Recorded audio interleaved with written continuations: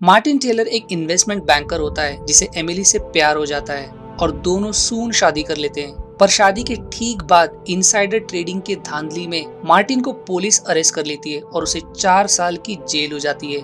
दरअसल insider trading वो illegal act है जहां किसी इंसान के पास किसी कंपनी या मार्केट से संबंधी ऐसी जानकारी हो जो अन्य पब्लिक के पास ना हो और जिसकी मदद से वो काफी पैसे कमा सकता है। एमिली ग्रीनविच कैनेडिकेट से पली बड़ी होती है जिसे कभी अपने पिता से प्यार नहीं मिला और इस तरह ज्यादा करके उसका बचपन अकेले गुजरा। एमिली को स्कूल से पेंटिंग में बहुत शौक था और इसीलिए बड़े होने पर ग्राफिक डिजाइन का कोर्स करती है। अपनी स्कूल फी के लिए as a part time bartender का काम करती है, जहां उसकी मुलाकात मार्टिन से हुई और जिसने उसे शादी के लिए प्रपोज किया और फिर दोनों एक आलीशान जिंदगी बिताने लगते हैं। पर यह खुशी एमिली के लिए ज्यादा दिनों तक नहीं रहती। मार्टिन के अरेस्ट होने के बाद उसकी जिंदगी जैसे बर्बाद सी हो गई। उसका घर और बाकी संपत्ति जब्त कर लिया गया और वो पूरी तरह कंगाल, चिंता और डिप्रेशन में चली जाती है, जिसकी वजह से उसका मिसकैरेज भी हो जाता है। अपने परिस्थिति को संभालने के लिए वो कुछ साल बाद काम के लिए न्यूयॉर्क मूव हो जाती है, पर शुरुआत में उसे कोई नौकरी देने को तैयार नहीं होता उसके पति के बैकग्राउंड की वजह से। पर आखिरकार एक दयालु बॉस उसे अपने यहाँ नौकरी पर रख लेती है क्योंकि वो उसके डिप्रेशन को समझ सकती है। वो भी अपनी जिंदगी में एक बार डिप्रेशन से गुजर चुकी होती है। डॉक्टर विक्टोरिया का बैकग्राउंड ये है कि वो एमिली की साइकियाट्रिस्ट थी जब तक एमिली ग्रीनविच में थी। डॉक्टर विक्टोरिया की पर्सनल जिंदगी भी कुछ अच्छी नहीं रही क्योंकि उसके पति ने एक जवान लड़की से सीक्रेटली शादी करके उसे धोखा देकर छोड़ दिया। डॉक्टर जॉन का पास भी कुछ अच्छा नहीं रहा। वो एक ब्रिटिश साइकियाट्रिस्ट है और जब वो ब्रिटेन में थे तब उनकी एक डिप्रेस्ड पेशेंट एलिसन फिन उनके पीछे पागल हो जाती है और उनका पीछा करने लगती है।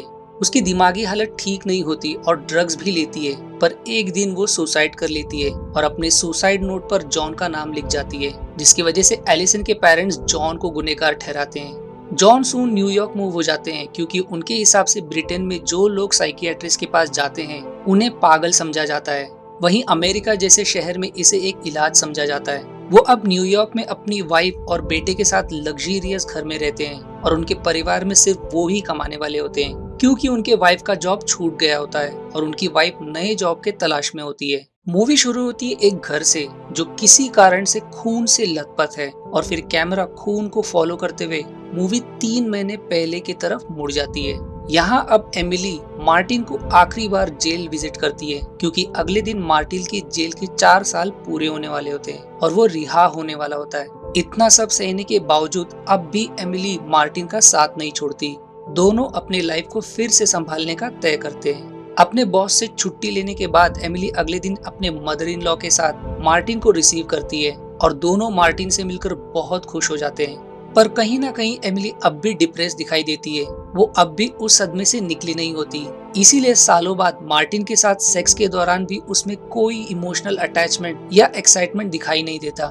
दोनों अब एक मिडिल क्लास घर में रहते हैं, पर मार्टिन के पास कुछ प्लान्स होते हैं अपनी जिंदगी को फिर से सुधारने के लिए। वो जेल में मिले कैदी दोस्त मार्शल हेलमैन के कनेक्शन की मदद से दुबई में जॉब करने वाला होता है, पर एमिली को मार्टिन के बातों में थोड़ा भी इंटरेस्ट नहीं आता और बस हाँ और ना में जवाब देती है। एमिली अब भी उसी माइंड स्टेट में ऑफिस के लिए निकलती है और अनजाने में अपना सामान गिरा देती है, जिसे उठाने में एक नजदीकी खड़ा गराज अटेंडेंट मदद करता है। अपने कार में बैठने के बाद उसे कुछ होश आ जाता है और अपना सीट बेल्ट बांधने के बाद अपनी कार को फुल स्पीड में दीवार से जाके टकरा देती है। जैसे उसने ये सब इसलिए किया क्योंकि उसने अब फाइनली अपनी जिंदगी से हार मान गई है और अपना डिप्रेशन और नहीं सह सकती, इसीलिए सुसाइड अटेम्प्ट करती है।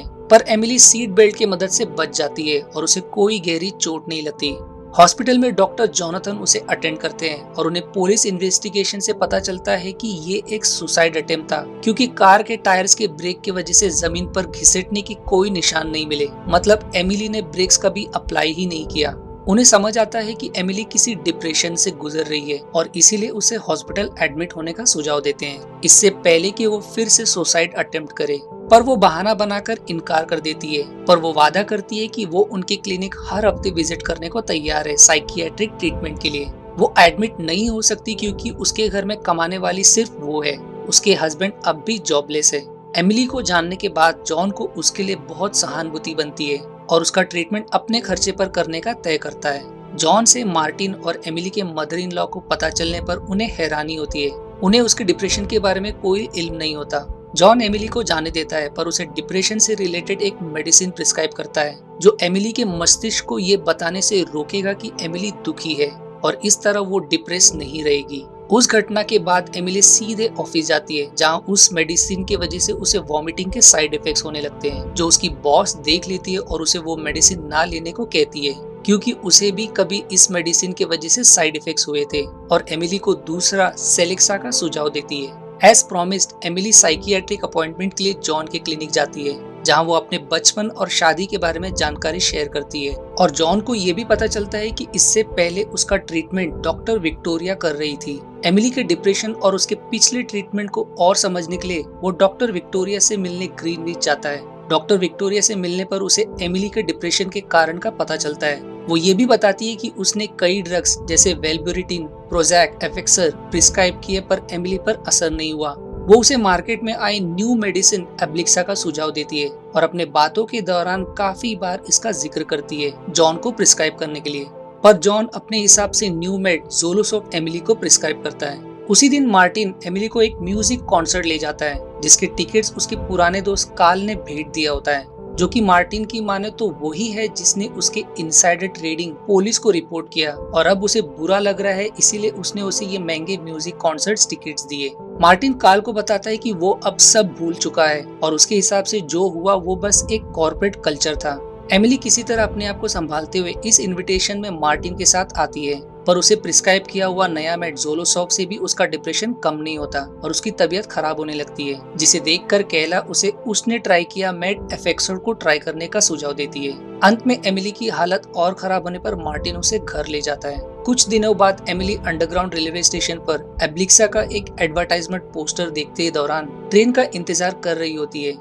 वो अब भी बहुत बेचैन होती है और नजदीक तैनात पुलिस ऑफिसर की तरफ देखने के बाद ट्रेन की तरफ कूदने के लिए बढ़ती है पर पुलिस ऑफिसर को उसके इरादे की भनक लग जाती है और ऐन मौके पर वो उसे पहले ही रोक लेता है। एमिली को लगने लगता है कि जॉन के प्रिस्क्राइब न्यू मेड्स भी काम नहीं कर रहे और इसीलिए तुरंत जॉन से मिलने जाती है। जॉन के ऑफिस में ना मिलने पर उसे एक रेस्टोरेंट में इनवाइट करती है जहां वो जॉन से काफी देर तक अपने डिप्रेशन के बारे में बात करती है। वो जॉन को ये भी बताती है कि वो डिप्रेशन से दिमाग को भटकाने के लिए खुद शॉपिंग भी की पर उसका कोई असर नहीं हुआ। वो उसे एब्लिक्सा प्रिस्क्राइब करने को रिक्वेस्ट करती है। दरअसल अमेरिका और अन्य यूरोप देशों में अपने आप से आप कोई भी मेडिसिन नहीं खरीद सकते, उसका प्रिस्क्रिप्शन डॉक्टर से होना चाहिए और इसीलिए वो जॉन को रिक्वेस्ट करती है एब्लिक्सा प्रिस्क्राइब करने के लिए क्योंकि उसके एक ऑफिस फ्रेंड जूलिया के अनुसार ये सबसे बेस्ट मेडिसिन है। जॉन यहाँ अब भी दिमाग से नहीं सोचता। एमिली को हॉस्पिटल एडमिट करने के बजाय इस डर में कि वो फिर से सुसाइड अटेम्प्ट ना करे उसे फाइनली एब्लिक्सा प्रिस्क्राइब कर देता है। एब्लिक्सा के डोज से एमिली को अच्छा फील होने लगता है। वो फाइनली मार्टिन के प्रति इमोशनल अटैचमेंट महसूस करने लगती है। उसका डिप्रेशन गायब सा हो जाता है। दोनों अब घूमते फिरते हैं और दोनों में सेक्स भी इस बार वन साइडेड नहीं होता। वहीं जॉन को एक कंपनी की तरफ से उनके ड्रग रिसर्च के लिए बड़ा कॉन्ट्रैक्ट मिलता है जो कि जॉन के लिए बहुत ही बड़ी उपलब्धि होती है और जिससे उसे काफी पैसे मिलने वाले होते हैं। पर बाद में एमिली को एब्लिक्सा का साइड इफेक्ट्स होने लगता है। इससे उसे स्लीप वॉकिंग होने लगती है। वो रात में अचानक से लाउड म्यूजिक में कुकिंग करने लगती है और अगली सुबह उसके बारे में उसे कुछ याद नहीं रहता। मार्टिन एमिली के इस हालत से परेशान वो जॉन को दूसरा ट्रीटमेंट का रिक्वेस्ट करता है पर एमिली साफ मना कर देती है क्योंकि अब वो कम से कम डिप्रेस नहीं रहती और सभी काम कर पाती है। जॉन उसे फिर भी न्यू मेड का सजेशन देता है पर वो साफ मना कर देती है और अपने दर्द को एक पोएम के तौर पर समझाती है।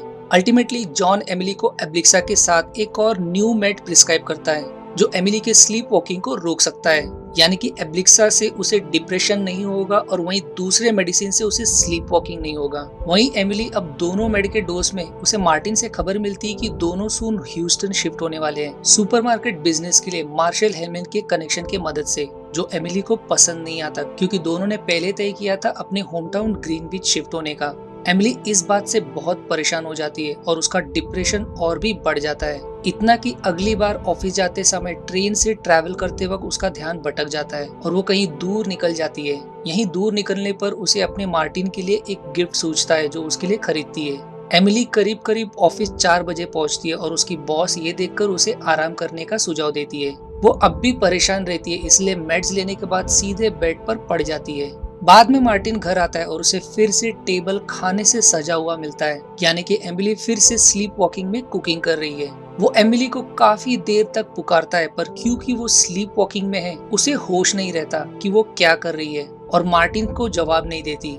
अब यहाँ मूवी में पहला बड़ा ट्विस्ट आता है। एमिली किचन में बिना किसी होश के सब्जी काटते वक्त जब जॉन उसके नजदीक आता है तो वो अचानक से बिना कुछ बोले मार्टिन पर चाकू से हमला करने लगती है और बार बार उस पर वार करती है जब तक उसकी सांस नहीं रुक जाती। मार्टिन दर्द में एमिली को मदद के लिए कॉल करने को कहता रह जाता है, पर एमिली अब भी होश में नहीं रहती और बस उसे मरता देखती रहती है और फिर बाद में एमिली फिर से सोने चली जाती है। अगले दिन एमिली को कुछ याद नहीं रहता और तुरंत पुलिस को कॉल करती है। पुलिस एमिली के बाद जॉन से पूछताछ करती है और उसे बताते हैं कि मरने से पहले एमिली ने 3 लोगों के लिए टेबल सेट किया था, पर जॉन साफ इनकार कर देता है कि वो कभी वहां गया था। बाद में जॉन को लगता है कि एमिली को स्लीप वॉकिंग की बीमारी है। हो सकता है कि उसने ये सब स्लीप वॉकिंग में अनजाने में किया और इसीलिए उसे अब कुछ याद नहीं। जॉन पुलिस से एमिली के बारे में और जानकारी शेयर नहीं करता क्योंकि अमेरिका में डॉक्टर पेशेंट कॉन्फिडेंशियलिटी के तहत पेशेंट की जानकारी किसी और से शेयर करना अपराध है, फिर चाहे वो पुलिस ही क्यों ना हो। पर अंत में पुलिस उसे आगाह करता है कि अगर उसने उनका साथ नहीं दिया तो एमिली कातिल साबित होगी या तो वो मुजरिम ठहराया जाएगा क्योंकि उसने एमिली का इलाज में लापरवाही बरती, पर दोनों में से कोई एक तो जरूर जेल जाएगा। जॉन ने पहले भी पुलिस की मदद कर चुका था, पर इस बार एमिली के केस में वो मदद नहीं करता, खास करके क्योंकि उसे एमिली के लिए चिंता होती है और उसे जेल जाते नहीं देख सकता। वहीं उसकी मुलाकात एमिली के लॉयर से होती है जिसे हायर मार्टिन की मां खुद करती है क्योंकि उनके हिसाब से एमिली मासूम है, उसने जानबूझकर नहीं किया होगा। एमिली की लॉयर जॉन को समझाती है कि उसके गवाही से वो ये केस जीत सकती है क्योंकि इसके पहले भी कई स्लीप वॉकिंग के केसेस में अपराधी को बरी कर दिया गया। जॉन को अपने गवाही में कोर्ट को ये यकीन दिलाना है कि स्लीप वॉकिंग में इंसान को कोई कॉन्शियसनेस नहीं होता, यानी कि वो होश में नहीं होता और उसे नहीं पता होता है कि वो आखिर में क्या कर रहा है। एमिली भी उसी का शिकार है और उसके पास कोई कारण नहीं है अपने पति को मारने का। एक तरह से जॉन खुद को फंसा पाता है, या तो वो पुलिस की मदद करे और या तो वो एमिली के लॉयर की मदद करे। उसे लगने लगता है कि उसने सच में लापरवाही की और इसीलिए आज एमिली की ऐसी हालत है, पर डॉक्टर विक्टोरिया उसे समझाती है कि उसने कुछ गलत नहीं किया, इसका कोई अंदाजा नहीं लगा सकता था। वहीं मार्टिन की मॉम एमिली से मिलती है जो कि एमिली के बातों पर यकीन करती है कि ये सब अनजाने में हुआ।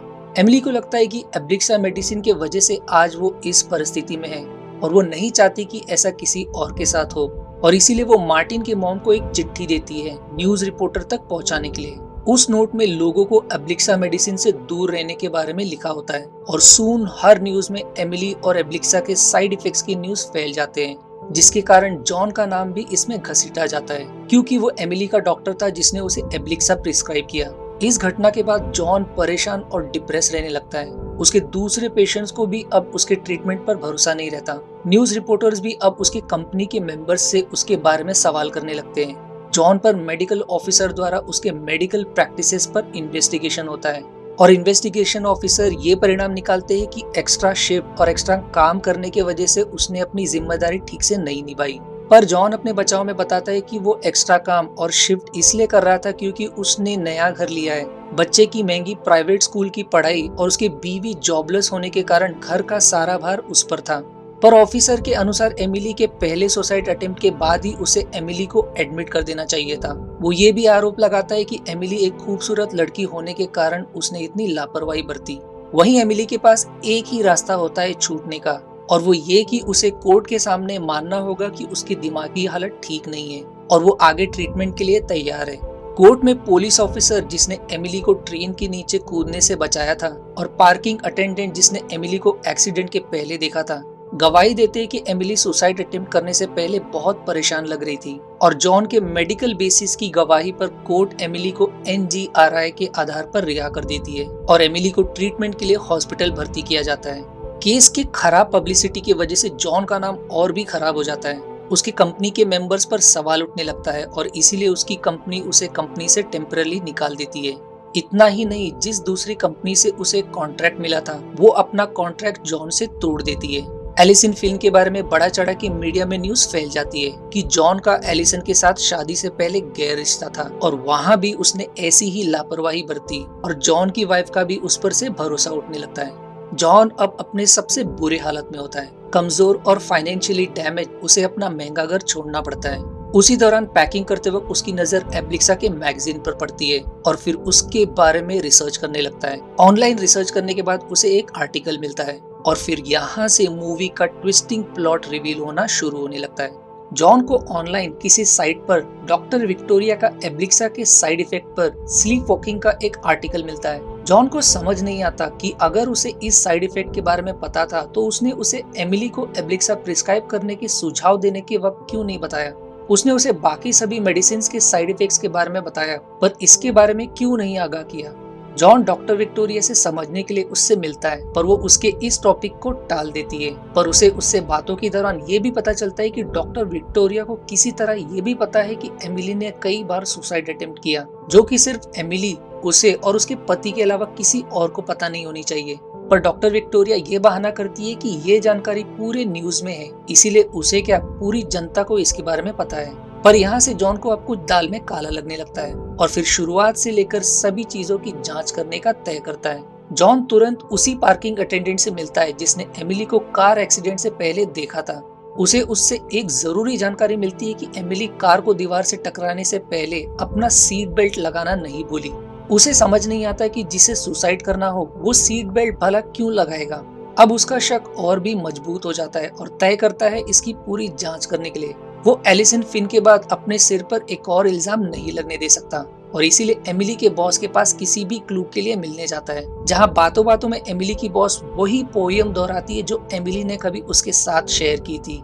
एमिली के बॉस से पता चलता है कि ये पोयम किसी नॉवेल से आया है जो एमिली की बॉस पढ़ रही थी, यानी कि शायद से एमिली ने पोयम उसके बॉस से सीखा है, जबकि उसने उसे बताया था कि ये उसके दिल से निकले शब्द हैं। वहीं एमिली के ऑफिस के बिल्डिंग से निकलते वक्त उसकी नजर सेफ्टी सीट बेल्ट कंपनी के एडवर्टाइजमेंट पर पड़ती है और फिर तुरंत उसे एक बात याद आती है कि एमिली ने उसे एक बार उसके फ्रेंड जूलिया के बारे में बताया था कि जो उसके ऑफिस में साथ काम करती थी और जिसने उसे एब्लिक्सा का सुझाव दिया था। जूलिया की पुष्टि करने के लिए वो तुरंत उसके ऑफिस रिटर्न जाता है पर उसे कोई भी जूलिया के नाम से नहीं मिलता, यानी कि यहाँ जॉन को अब दो चीज साफ होती है।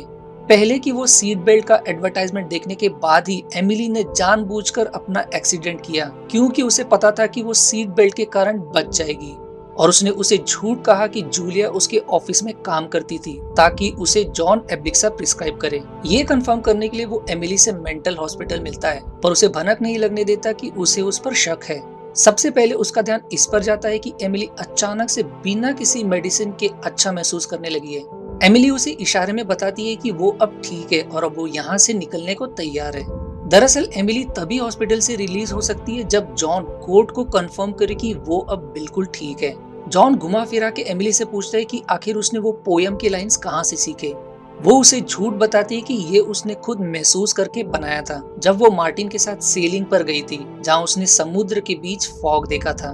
वो उससे जूलिया के बारे में भी पूछता है पर वो बताती है कि वो उससे कई समय से नहीं मिली जब से वो डिप्रेशन में चली गई और वो उसकी दोस्त बार में काम करने से बनी। अब जॉन को पूरा पक्का हो जाता है कि सच में वो एक्टिंग कर रही है।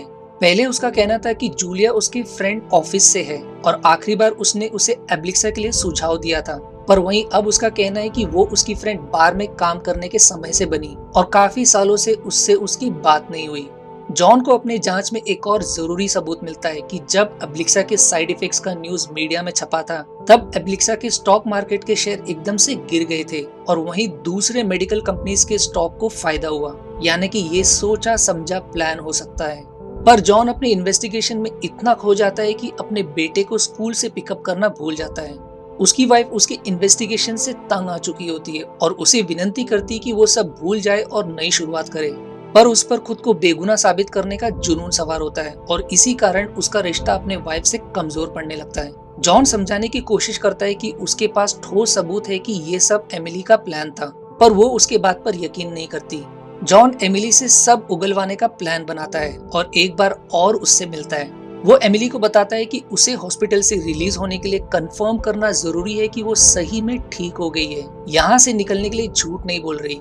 इसीलिए वो उसके बॉडी में एक ट्रूथ सीरम एमिटल इंजेक्ट करेगा जिसकी वजह से उसे हल्की मदहोशी सा फील होगा, पर उसे जो भी सवाल किया जाएगा वो सब सच में जवाब देगी जो जॉन रिकॉर्ड करेगा। पर वो इस बात से अनजान है कि इन रियलिटी में जॉन उसे सिर्फ एक नमक का पानी इंजेक्ट करता है, यानी कि वो बस उसे टेस्ट कर रहा है कि वो कैसे रिएक्ट करेगी। एमिली शुरुआत में हिचकिचाती है पर अंत में उसे मानना पड़ता है और वो उसके जाल में फंस जाती है। इंजेक्शन लगाते ही एमिली मदहोश होने का एक्टिंग करने लगती है, जबकि जॉन ने उसे कुछ भी ऐसा इंजेक्ट नहीं किया। जॉन के कुछ साधारण सवाल करने के बाद एमिली सो जाने का एक्टिंग करने लगती है। इससे अब जॉन को कंफर्म हो जाता है कि एमिली अब तक डिप्रेशन का एक्टिंग कर रही थी। वो सीधे उसी डिस्ट्रिक्ट वकील के पास जाता है जिसने एमिली के विरुद्ध केस लड़ा था, ताकि केस को रीओपन किया जा सके। पर वो उसकी इसमें मदद नहीं कर सकता, क्योंकि यूएस के लॉ के हिसाब से अगर किसी को किसी इल्जाम से बाइज्जत बरी किया गया है तो उसी इल्जाम पर उस पर फिर से केस नहीं किया जा सकता। जॉन उससे बहुत विनती करता है पर वो उसे याद दिलाता है कि अल्टीमेटली गलती उसकी है, क्योंकि उसने उसके फेक डिप्रेशन को पहले नहीं समझा और जिसकी वजह से मार्टिन को अपनी जान गंवानी पड़ी। और वहीं वो खुद भी फेल हो गया क्योंकि उसने एमिली को जेल नहीं भेज सका। वो भी उसे सुझाव देता है कि ये सब पीछे छोड़ने का और अपनी आगे लाइफ कंटिन्यू करने का। कोई और चारा ना दिखने पर वो सुझाव स्वीकार कर लेता है और एमिली को एक आखिरी गुड बाय के लिए हॉस्पिटल जाता है। पर उसकी नजर हॉस्पिटल के रजिस्ट्री पर पड़ती है, जहां उसे डॉक्टर विक्टोरिया का विजिट एंट्री दिखाई देता है। इसका मतलब विक्टोरिया एमिली से मिलने हॉस्पिटल आई थी, यानी कि शायद से वो भी इन सब में शामिल है। जॉन विक्टोरिया को विजिट करता है और उसे इशारों इशारों में आगाह करता है कि उसे सब पता चल गया है और जल्द ही वो उनका पर्दाफाश करने वाला है। विक्टोरिया जॉन की धमकी को समझ जाती है और फिर घर पहुंचने पर जॉन को एक बड़ा शॉक मिलता है। दरअसल जब जॉन एमिली से ये सब होने से पहले रेस्टोरेंट में मिला था, तब विक्टोरिया ने उनके गलत तरीके से पिक्चर्स ले लिए थे। एमिली ने जो शॉपिंग के नाम पर जॉन को गिफ्ट बैग दिखाया था, उसमें एक्चुअली में लॉन्जरे थे। विक्टोरिया एमिली के इंटीमेट पिक्चर्स लेकर ये साबित करती है कि जॉन का एमिली के साथ गैर संबंध था और ये लॉन्जरे उसने उसे गिफ्ट किया। पर एक तरह से विक्टोरिया के लिए जॉन का शक कंफर्म हो जाता है, मतलब सच में वो भी एमिली के साथ इसमें शामिल है। पर वहीं दूसरी तरफ इसके कारण उसकी वाइफ का उससे विश्वास पूरी तरह से टूट जाता है और उसे छोड़कर चली जाती है। क्योंकि अब जॉन को सब पता होता है, विक्टोरिया जॉन से मिलने का प्लान बनाती है। विक्टोरिया जॉन से मिलने पर उसे धमकी देती है कि यदि उसने इसमें अपना टांग अड़ाना नहीं बंद किया तो वो ये पिक्चर्स को मीडिया में फैला देगी, जिससे उसकी जिंदगी और भी खराब हो जाएगी और उसका साइकियाट्रिक का लाइसेंस भी कैंसिल कर दिया जाएगा। पर जॉन अपना खुद एक पैतरा अपनाता है। वो विक्टोरिया को झूठ में डराता है कि एमिली ने उसे ट्रूथ सीरम के डोज में उसे उनके प्लान के बारे में सब बता दिया है और उसके लिए यही सही होगा कि वो जल्द ही शहर छोड़कर भाग जाए, क्योंकि जल्द ही पुलिस उसके पीछे लगने वाली है। जॉन अब एक फाइनल मास्टर प्लान बनाता है। वो जानबूझकर विक्टोरिया के साथ हॉस्पिटल में मिलने का प्लान बनाता है, ताकि जब वो विक्टोरिया से बात कर रहा हो तब एमिली उन्हें देख सके। इस मीटिंग से पहले वो एमिली से मिलता है और उसे भी वही झूठ बताता है कि विक्टोरिया ने उसे सब सच बता दिया है, क्योंकि उसे एमिली एक डिप्रेस लड़की पर विश्वास नहीं कि वो अपना सच कब तक छिपा कर रखेगी। और सच को गुप्त रखने के लिए उसे विक्टोरिया से काफी पैसे भी मिलते हैं, जो शायद से उसका हिस्सा था जो उसे हॉस्पिटल से निकलने पर मिलने वाला था। इतना ही नहीं, विक्टोरिया के कहने पर वो उसे सच में पागल बनाने के लिए शॉक ट्रीटमेंट देने का प्लान कर रहे हैं। एमिली जॉन के बातों की सच्चाई जानने के लिए विक्टोरिया को मिलने या उससे फोन करने की कोशिश जरूर करेगी। इसलिए जॉन ने पहले ही लीगल टर्म्स पर हॉस्पिटल स्टाफ को सख्त वार्न किया था कि एमिली को किसी से भी मिलने ना दिया जाए और ना ही फोन करने दिया जाए उसके बिना परमिशन के, क्योंकि उसकी दिमागी हालत ठीक नहीं है और वो दूसरे के लिए जानलेवा है। एमिली अब पूरी तरह से डर जाती है। विक्टोरिया और जॉन को हॉस्पिटल में साथ देख उसे जॉन की बातों पर यकीन होने लगता है कि जॉन और विक्टोरिया उसे फंसाने की कोशिश कर रहे हैं। जॉन जानबूझकर विक्टोरिया के साथ ऐसे पेश आता है जैसे दोनों अब बिजनेस पार्टनर हैं। वो जानबूझकर अपने साथ एक बड़ा सूटकेस भी लाता है, जिससे एमिली को ऐसा दिखाई दे कि विक्टोरिया ने उसे पैसे दिए। एमिली अब खुद को पूरी तरह से फंसा पाती है। एक तरफ विक्टोरिया उसके खिलाफ हो गई और दूसरी तरफ यहाँ पागलों के बीच रहकर वो सच में पागल हो जाएगी। जॉन उसे कभी यहाँ से रिलीज नहीं करेगा और कोई चारा ना होने पर अपने अगले मीटिंग में एमिली जॉन से डील करती है कि वो उसे सारा सच बताने को तैयार है और विक्टोरिया को जेल भेजने में भी उसकी मदद कर सकती है, जिससे उसे उसकी लाइफ फिर से मिल जाएगी अगर वो उसे यहाँ से निकाले तो। और यहाँ अब मूवी का मेजर प्लॉट का खुलासा होता है। एमिली बताती है कि उसने जॉन से पैसों के लिए शादी की थी और जब ये सब उससे शर्मिंदगी तरीके से छीन लिया गया तब से वो मार्टिन से कट्टर नफरत करने लगी। इसी डिप्रेशन में काउंसलिंग के लिए उसकी मुलाकात डॉक्टर विक्टोरिया से हुई, जो खुद भी अपनी बेवफा पति की शिकार थी।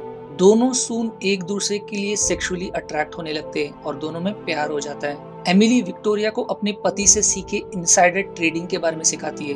वहीं विक्टोरिया एमिली को डिप्रेशन कैसे फेक करते हैं और कौन सी मेडिसिन का क्या साइड इफेक्ट्स है के बारे में सब बताती है। दोनों फिर पूरा प्लान बनाते एब्लिक्सा के साइड इफेक्ट्स का फायदा उठाने का, ताकि एब्लिक्सा और दूसरे ड्रग मैन्युफैक्चरिंग कंपनी के स्टॉक प्राइसेस फ्लक्चुएट होने पर विक्टोरिया ट्रेडिंग से खूब पैसे बना सके। प्लान के अनुसार इसीलिए एमिली शुरुआत से डिप्रेशन का एक्टिंग कर रही थी। वो डिप्रेस जरूर थी पर उसकी दिमागी हालत ठीक होती है। वो एक्सीडेंट से पहले जानबूझकर अपना सामान गिराती है ताकि पार्किंग अटेंडेंट का ध्यान उस पर जाए कि वो एक्सीडेंट से पहले डिप्रेस दिखाई दे रही थी। वो जानबूझकर रेलवे स्टेशन पर पुलिस को परेशान नजरों से देखती है ट्रेन की तरफ बढ़ने से पहले, ताकि पुलिस को कुछ गड़बड़ का भनक लगे। और वो उसी पुलिस का नाम भी नोट करती है जो वो विक्टोरिया से शेयर करती है ताकि आगे उसकी गवाही काम आ सके। ऑफिस में वॉमिटिंग के बहाने से बाथरूम में जाने से पहले वो जानबूझकर अपना कॉफी का मग गिराती है ताकि उसकी बॉस उसका हाल जानने के लिए उसका पीछा करते हुए बाथरूम तक आए कि उसकी तबीयत खराब है। एक तरह से वो कामयाब हो जाती है सभी को गुमराह करने में कि वो डिप्रेशन की मरीज है और उसकी दिमागी हालत ठीक नहीं है। उसने मार्टिन के लिए भी गिफ्ट इसलिए लिया ताकि किसी का शक न आए कि वो अपने पति के साथ खुश नहीं है, और एक तरह से ये भी साबित हो सके कि वो एक दिन डिप्रेशन में भटकते हुए कहीं और निकल गई, क्योंकि वो गिफ्ट उसने उसी भटके हुए लोकेशन से लिया था।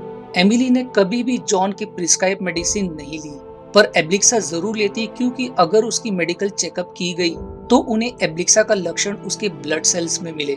रियलिटी में एब्लिक्सा उसके शरीर को कुछ असर नहीं करता। विक्टोरिया भी जानबूझकर जॉन से बार बार एब्लिक्सा का जिक्र करती है जब उससे वो पहली बार मिलती है।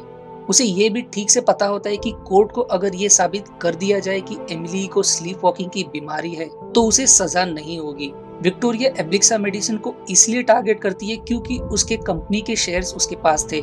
इसके अलावा एब्लिक्सा मार्केट में नया मेडिसिन था जो कम समय में काफी फेमस हुआ और सभी को इसके बारे में एडवर्टाइजमेंट के द्वारा पता था। इसका मतलब ये कि थोड़ी भी बदनामी से इसके शेयर्स को असर पड़ सकता है, पर वो ये भी बताती है कि उनका कोई प्लान नहीं था उसे इसमें खास करके फंसाने का। प्लान के मुताबिक सिर्फ किसी साइकियाट्रिक डॉक्टर को एमिली के सपोर्ट में गवाही देना था और उसके ठीक होने के एक्टिंग के बाद उसे हॉस्पिटल से रिलीज करना था। इस तरह से एमिली मार्टिन से अपना बदला ले लेती और वहीं फिर से अमीर भी बन जाती, और इस तरह जॉन को पूरी सच्चाई का पता चलता है। जॉन शर्त के मुताबिक एमिली को अपने मेडिकल ट्रीटमेंट के गवाही पर हॉस्पिटल से रिलीज करवाता है, पर इस शर्त के साथ कि उसे ट्रीटमेंट के लिए उसके क्लिनिक रेगुलरली आना पड़ेगा, और अगर उसे डिप्रेशन के लक्षण दिखाई दिए तो वो उसे फिर से हॉस्पिटल भेज देगा। हॉस्पिटल से रिलीज होने पर एमिली अब विक्टोरिया से अपना बदला लेने के लिए मिलती है और उससे पूरे प्लान के बारे में सारा उगलवा लेती है जो सीक्रेटली पुलिस सुन रहे होते हैं, और फिर विक्टोरिया भी इनसाइडर ट्रेडिंग के केस में अरेस्ट कर ली जाती है। पर जॉन का मास्टर प्लान अब भी पूरा नहीं हुआ होता है। उसका एमिली से अपना बदला लेना बाकी होता है। जॉन डिप्रेशन से रिलेटेड परीक्षा खुद से गलत भरता है ताकि वो बाद में कोर्ट को साबित कर सके कि एमिली टेस्ट में फेल हो गई और उसकी दिमागी हालत अब भी खराब है। कोर्ट के ऑर्डर के अनुसार एमिली मजबूरी में रेगुलर चेकअप के लिए जॉन के क्लिनिक विजिट करती है, जहां जॉन उसे उकसाने के लिए जानबूझकर स्ट्रॉन्ग मेडिसिन प्रिस्क्राइब करता है जिसके साइड इफेक्ट्स के कारण हेयर लॉस या स्किन प्रॉब्लम्स हो सकते हैं, और उसका नेक्स्ट डे टेस्ट किया जाएगा अगर उसने ये मेडिसिन सीक्रेटली नहीं लिए तो। ये सुनकर उसे एकदम से गुस्सा आ जाता है और अपना होश खो बैठती है और क्लिनिक से सीधा चली जाती है, पर निकलने से पहले वो अपने किए मर्डर के बारे में बोल जाती है जिसे बाहर खड़ी उनकी मदर इन लॉ सुन लेती है। अपने बेटे के मर्डर की सच्चाई पता चलने पर मदर इन लॉ उसे जोर का थप्पड़ मारती है और पुलिस जॉन के बनाए झूठे रिपोर्ट और उनके आंखों देखी होश खो बैठने के सबूत पर फिर से मेंटल हॉस्पिटल भेज देते हैं। आखिरकार मूवी के फाइनल सीन में जॉन की लाइफ फिर से लौट आती है, वहीं एमिली अनडिफाइंड समय के लिए मेंटल हॉस्पिटल में कैद हो जाती है।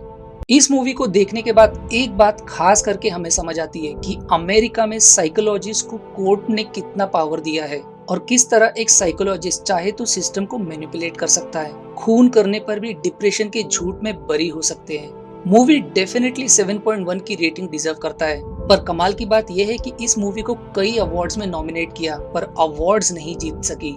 एक पार्ट जिसका कोई सेंस नहीं बनता, जिस बार एमिली मार्टिन को स्लीप वॉकिंग के बहाने में मारती है, क्या सच में उसे उस समय स्लीप वॉकिंग का एक्टिंग करना जरूरी था? क्योंकि मार्टिन तो वैसे भी मरने वाला था, वो उसे सीधा बिना एक्टिंग के मार सकती थी। ऐसा नहीं कि मार्टिन बाद में कोई गवाही देता कि एमिली निर्दोष है क्योंकि वो होश में नहीं थी। पहली बार का स्लीप वॉकिंग एक्टिंग बनता है क्योंकि इससे वो मार्टिन के थ्रू जॉन और बाकी लोगों को साबित कर पाती है कि उसे स्लीप वॉकिंग की बीमारी है। मेरे ख्याल से ये सिर्फ ऑडियंस को सस्पेंस में रखने के लिए किया गया था। एक और मिस्टेक ये कि मूवी के फाइनल सीन में एमिली जॉन से मिलते हुए बारिश से होते हुए उसके क्लिनिक आती है, पर जब वो जॉन के ऑफिस के अंदर जाती है तब उसका अम्ब्रेला ड्राई दिखाया है। आशा है आपको मेरी एक्सप्लेनेशन पसंद आई। यदि हाँ तो प्लीज वीडियो को लाइक करना और चैनल को सब्सक्राइब करके सपोर्ट करना ना भूलें। मिलते हैं अगले एक्सप्लेनेशन वीडियो में, तब तक के लिए धन्यवाद दोस्तों।